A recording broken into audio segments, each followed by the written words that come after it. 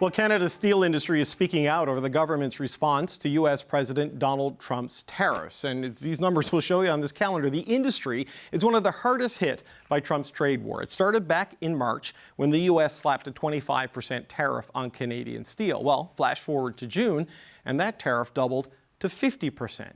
The issue is that 91% of Canadian steel exports go to the United States, so this has had just a massive impact on the industry and on their workers. Nearly 1,000 steel jobs have been lost so far. Now, Canada has not yet retaliated. Instead, Prime Minister Carney set a 30-day deadline to get an overall trade and security deal with the United States. So we're going to look at both, and we're going to see what we're going to come out with something. Within days, within weeks, is there that kind of runway? Yeah, it's achievable. Both parties have to agree. Yeah, sure.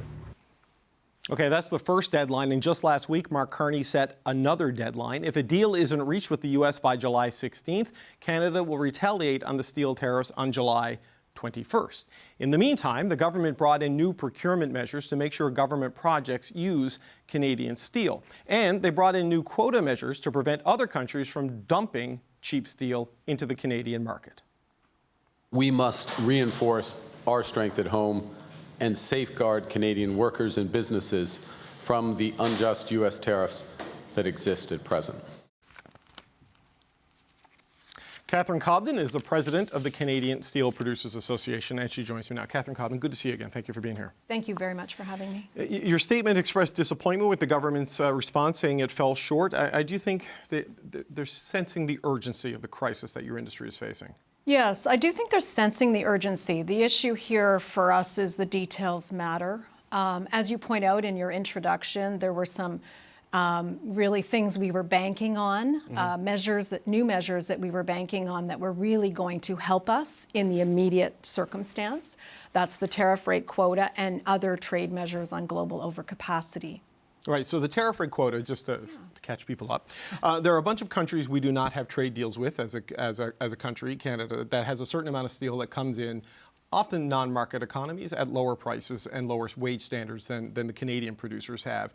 The government set a tariff at 100% of what came into the country in 2024 can come in. Anything above that is hit with the tariff. So that stops a surge of steel being dumped in Canada to get around the U.S. tariff, but it doesn't reduce the amount that was already coming in. So it doesn't give you any more breathing space in the Canadian market, correct? Right, exactly. That's the context I wanted to remind viewers of, which is that we've lost a market for 6.5 million tons of steel. That's half of our market, of our production. So with the U.S. at 50% tariff, we're desperate to have a new market for that 6.5 million tons. And so our hope was that the measures enacted by the government would give us that breathing room within our own market. Like, in other words, in Canada, where we can control what we can do. Right. So did you get an explanation? Because there's two groups of countries I know you're worried about. Ones that Canada has a trade agreement with and ones that they do not. But this particular group of no trade deal, why they didn't reduce the amount? Why they didn't push the quota lower? So, you know, I think that we're on a journey. So we had to take our time to understand the announcement. It was complicated. We also had to search out more detail. And what we think is that Canada, in the rush to act, which we appreciated, perhaps went to what they knew, which was the approach taken in 2018. And the reality is, David, and we spoke about this last time, is this is not 2018. This is not the first tariff war that we experienced. This is much more dramatic. It says, first of all, it's at a 50% tariff, and it's surrounded by a significant amount of additional uncertainty and chaos. So, you know, the instinct of working fast was great, but sticking with what they did last time is not sufficient by any stretch of the imagination for today's situation. Is it because of all the other underlying economic uncertainty, they just didn't want to cut off sources of cheap steel to people who are like, is that a motivating factor here, do you think? I think there is a concern out there about essentially supply shocks. And so, you know, I understand that concern, as does my entire board, the leadership of the steel industry. But what we wanted was a slightly more helpful step, and then to work with the government in lockstep to ensure those supply disruption, points, areas that were difficult could be addressed in real time. So we offered that to the government. Let's be mindful that the supply shocks aren't, there are places that we have to keep an eye on, and we'll work together to make sure that we have it. And that's another difference between 2018 and now, David. And I think the supply shocks in 2018 did exist. But again, we didn't have a 50% tariff, so we still had product moving to the United States. Now we don't. It's very, very reduced anyway. Yeah, and this is the challenge. You look at Algoma and Sault Ste. Marie. I mean, it's the overwhelming majority of their steel goes there. And I talked to the Mayor Shoemaker, I believe, of the Sault, and he's worried about the Sault becoming a post-industrial town if this goes under. So I appreciate that they're trying to, you want the space in the domestic market, but pivoting to that will take time, right? And I know the last time we spoke was about 700 to 1,000 jobs that have been lost because of this. But at a 50% tariff, it's not going to be 2,000 jobs. It's going to be exponential job loss. So where are things now as we look towards the July 16th? So we're at 1,000 job losses now. I think we were 700 the last time we spoke. I'm talking to my board. They're preparing for thousands more job loss in very imminent future, days ahead. Like before July 16th, before that 30-day I think it'll. deadline? I hope not, but yes, it's an unpredictable environment. But they're all working as fast as possible to try to get supports in place to prevent that. Everybody wants to prevent the job losses, so that's why I can't give you a precision. I got you. No, I got you. But the pressures are immense. There's order book challenges. There's significant loss of customer base. Even customers that were willing to take a chance. Now, since G7, they really are not willing to kind of ride this out. The can might get kicked down farther and farther. So,